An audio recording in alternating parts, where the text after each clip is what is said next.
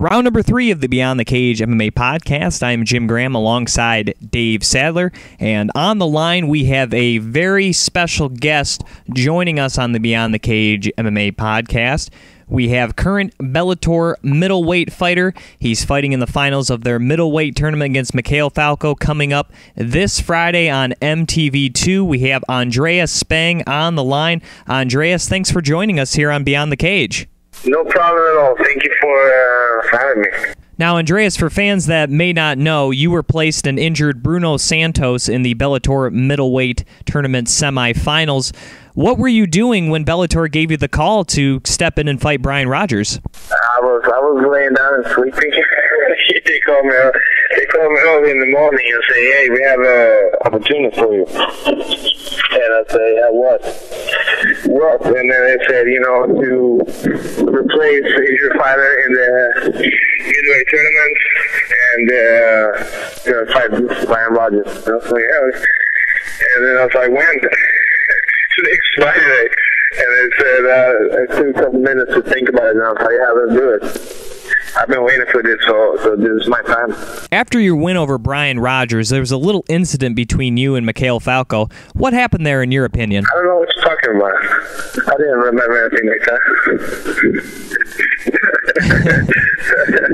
No, well,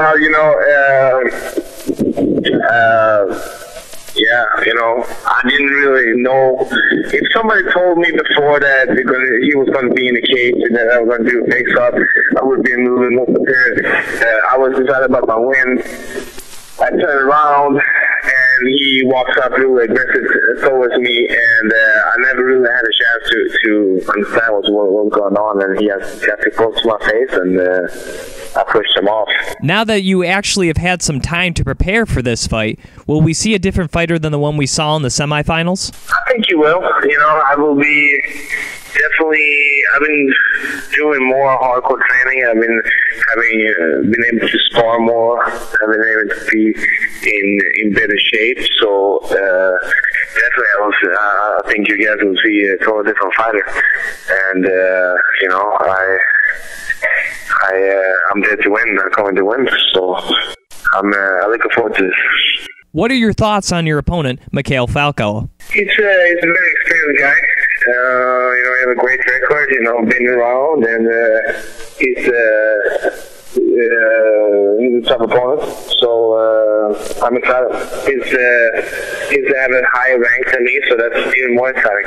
What do you have to do to win this fight? Take control of the fight from the beginning, and finish. I have to finish the fight. Finish the fight to win. If you win the middleweight tournament, do you have any plans for the big check there at the end? Do I have big plans? Yeah, you gonna buy anything special like a car? Ice cream.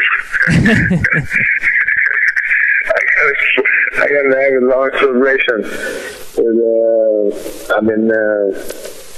I like to eat. I would definitely like to eat ice cream, so I would definitely going to invest in some ice cream to have for a while.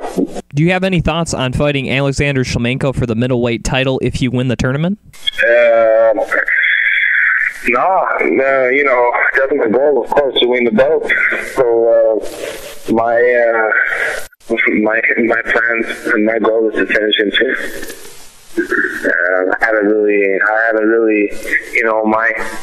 regardless the opponents and regardless, what they bring to the table, my goal and my training is going to be the same, and it doesn't really matter who I fight. I was going to be in shape, I was going to come to fight, and I was going to come to win. I noticed you're new to Twitter. Do you enjoy sending tweets?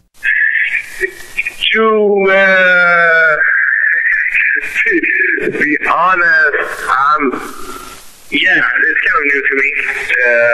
I had a Twitter account for just a couple of weeks, so I'm not really maybe as active as I should be, but I'm definitely going to do better efforts to be active on the Twitter. Once again, thanks for joining us, Andreas, on Beyond the Cage, and we really appreciate you taking time out of your training schedule to come and talk with us. Thank you so much, and thanks for having me. All right, once again, that was Andreas Spang, current middleweight semi-finalist for the Bellator Middleweight Tournament.